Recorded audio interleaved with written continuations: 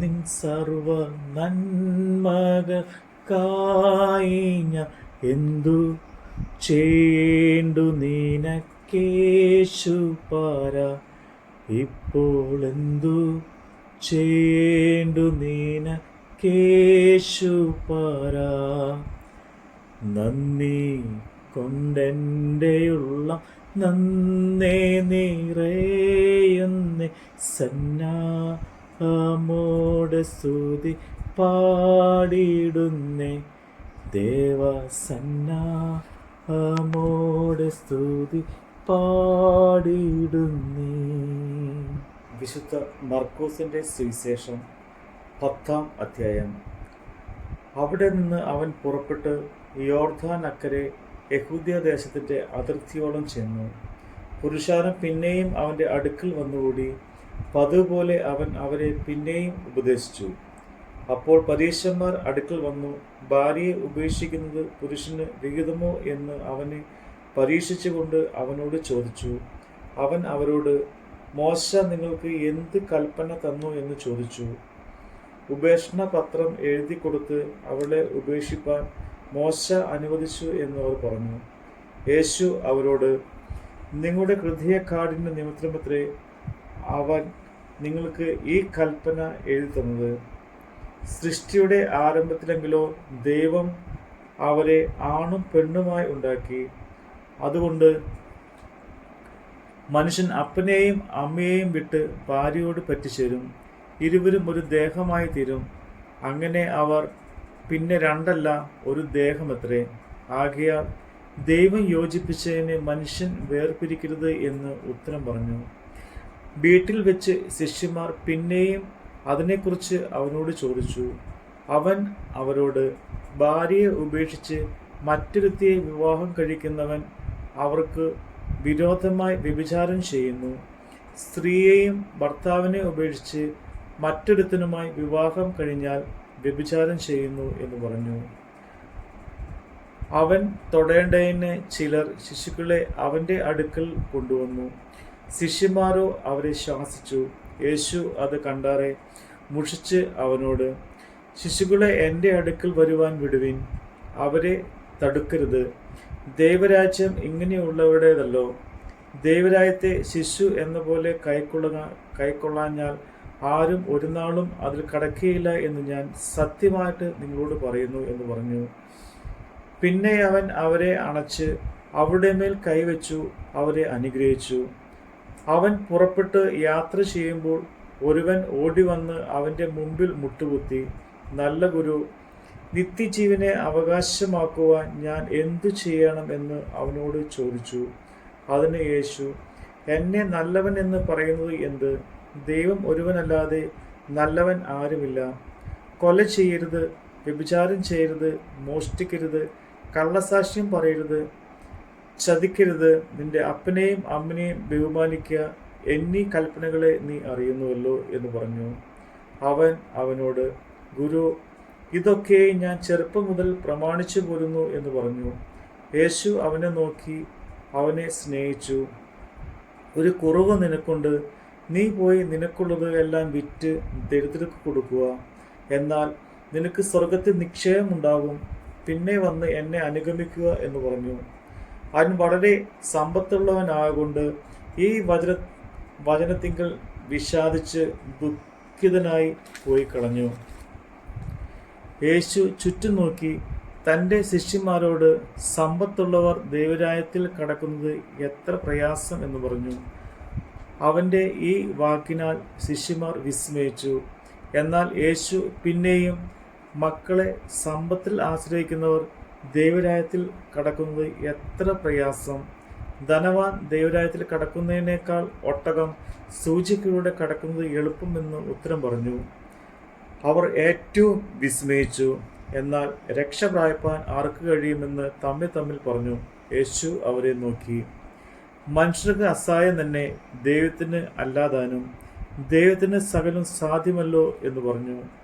പത്രോസ് അവനോട്, ഇതാ ഞങ്ങൾ സകലവും വിട്ട് നിന്നെ അനുഗമിച്ചിരിക്കുന്നു എന്ന് പറഞ്ഞു തുടങ്ങി.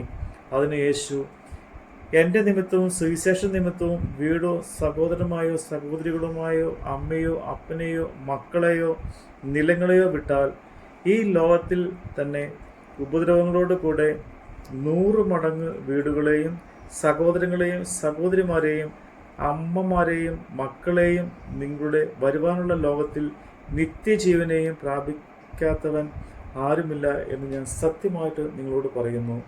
എങ്കിലും മുമ്പന്മാർ പലരും പിമ്പന്മാരും പിമ്പന്മാർ മുമ്പന്മാരുമാകും എന്ന് ഉത്തരം പറഞ്ഞു. അവർ യെരൂശലേമിലേക്ക് യാത്ര ചെയ്യുകയായിരുന്നു. യേശു അവർക്ക് മുമ്പായി നടന്നു. അവർ വിസ്മയിച്ചു, അനുഗമിക്കുന്നവരോ ഭയപ്പെട്ടു.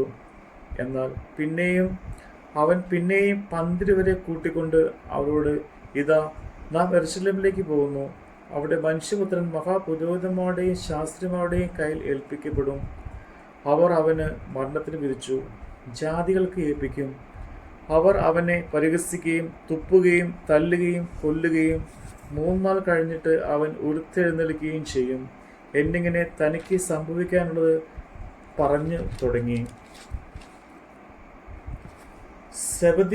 സെബദിയുടെ മക്കളായ യാക്കോബും യോഹന്നാനും അവൻ്റെ അടുക്കൽ വന്ന് അവനോട്, ഗുരു, ഞങ്ങൾ നിന്നോട് യാചിപ്പാൻ പോകുന്നു, ഞങ്ങൾക്ക് ചെയ്തു തരുവാൻ അപേക്ഷിക്കുന്നു എന്ന് പറഞ്ഞു. അവൻ അവരോട്, ഞാൻ നിങ്ങൾക്ക് എന്ത് ചെയ്തു തരുവാൻ നിങ്ങൾ ആഗ്രഹിക്കുന്നു എന്ന് ചോദിച്ചു. നിന്റെ മഹത്വത്തിൽ ഞങ്ങൾ ഒരുത്തൻ നിന്റെ വലത്തും ഒരുത്തൻ ഇടത്തും ഇരിപ്പാൻ വരം നൽകണമെന്ന് അവർ പറഞ്ഞു. യേശു അവരോട്, നിങ്ങൾ യാചിക്കുന്നത് ഇന്നത് എന്ന് നിങ്ങൾ അറിയുന്നില്ല. ഞാൻ കുടിക്കുന്ന പാനപാത്രം കുടിപ്പാനും ഞാൻ ഏൽക്കുന്ന സ്നാനം ഏൽക്കുവാനും നിങ്ങൾ കഴിയുമോ എന്ന് ചോദിച്ചതിന് കഴിയുമെന്ന് അവർ പറഞ്ഞു. യേശു അവരോട്, ഞാൻ കുടിക്കുന്ന പാനപാത്രം നിങ്ങൾ കുടിക്കുകയും ഞാൻ ഏൽക്കുന്ന സ്നാനം ഏൽക്കുകയും ചെയ്യും നിശ്ചയം. എൻ്റെ വലത്തും ഇടത്തും ഇരിപ്പാൻ വരം നൽകുന്നതോ എൻ്റേതല്ല, ആർക്കും ഒരുക്കിയിരിക്കുന്നുവോ അവർക്ക് കിട്ടുമെന്ന് പറഞ്ഞു. അതിനുശേഷം 10 പേരും കേട്ടിട്ട് യാക്കോബോടും യോഹന്നാനോടും നീരസപ്പെട്ടു തുടങ്ങി. യേശു അവരുടെ അടുക്കൽ വിളിച്ച് അവരോട്, ജാതികൾ അധിപതികളായവർ അവരിൽ കർത്തൃത്വം ചെയ്യുന്നു, അവരിൽ മഹത്തുക്കളായവർ അവരുടെ മേൽ അധികാരം നടത്തുന്നു എന്ന് നിങ്ങൾ അറിയുന്നു. നിങ്ങളുടെ ഇടയിൽ അങ്ങനെ ആകരുത്. നിങ്ങളിൽ മഹാനാകാൻ എല്ലാവരും നിങ്ങളുടെ ശുശ്രൂഷകന്മാർ ആകണം. നിങ്ങളിൽ ഒന്നാമനാകുവാൻ നിശ്ചയിക്കുന്നവരെല്ലാവരും ദാസന്മാരാകണം. മനുഷ്യപുത്രൻ ശുശ്രൂഷ ചെയ്യുവാനല്ല, ശുശ്രൂഷിപ്പാനും അനേകർക്ക് വേണ്ടി തൻ്റെ ജീവനെ മറുവിലയായി കൊടുപ്പാനും അത്രേ വന്നത്. അവർ എരിഹോവിലെത്തി. പിന്നെ അവർ ശിഷ്യന്മാരും വലിയ പുരുഷന്മാരത്തോടും കൂടെ എരിഹോവിൽ നിന്ന് പുറപ്പെടുമ്പോൾ തീമായുടെ മകനായ ബർത്തിമായി എന്നൊരു കുരുടനായ ഒരു ഭിക്ഷക്കാരൻ വഴിയരികെ ഇരുന്നിരുന്നു. നസ്രായനായ യേശു എന്ന് കേട്ടിട്ട് അവർ, ദാവീദ് പുത്ര യേശുവേ, എന്നോട് കരുണ തോന്നണമേ എന്ന് നിലവിളിച്ചു തുടങ്ങി.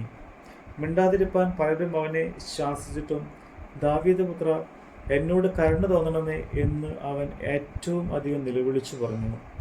അപ്പോൾ യേശു നിന്നു അവനെ വിളിപ്പീൻ എന്ന് പറഞ്ഞു. ധൈര്യപ്പെടുക, എഴുന്നേൽക്കുക, നിന്നെ വിളിക്കുന്നു എന്ന് അവർ അവരോട് കുരുടനെ അറിയിച്ചു. അവൻ തൻ്റെ പുതപ്പ് ഇട്ടും കളഞ്ഞ് ചാടി എഴുന്നേറ്റ് യേശുവിൻ്റെ അടുക്കൽ വന്നു. യേശു അവനോട്, ഞാൻ നിനക്ക് എന്ത് ചെയ്തിടണമെന്ന് നീ ഇച്ഛിക്കുന്നു എന്ന് ചോദിച്ചതിന്, റബ്ബി, നീ എനിക്ക് കാഴ്ച പ്രാപിക്കണമെന്ന് കുരുടൻ അവനോട് പറഞ്ഞു. യേശു അവനോട്, പോക, നിന്റെ വിശ്വാസം നിന്നെ രക്ഷിച്ചിരിക്കുന്നു എന്ന് പറഞ്ഞു. ഉടനെ അവന് കാഴ്ച പ്രാപിച്ചു. യാത്രയിൽ അവനെ അനുഗമിച്ചു. നമ്മുടെ കർത്താവിൻ്റെ വചനമാണ് നമ്മൾ കേട്ടത്. പാപത്തിൽ നിന്നുമെന്നെ കോരിയെടുപ്പാന ശാപ ശിക്ഷകളേറ്റ ദേവാത്മജ, മഹാശാപ ശിക്ഷകളേറ്റ ദേവാത്മജ, എന്നെ അൻപോടു ദീനം തോറും നടത്തുന്ന പൊന്നീടയനന്തം വന്ദനമേ, എൻ്റെ പൊന്നീടയനന്തം വന്ദനമേ.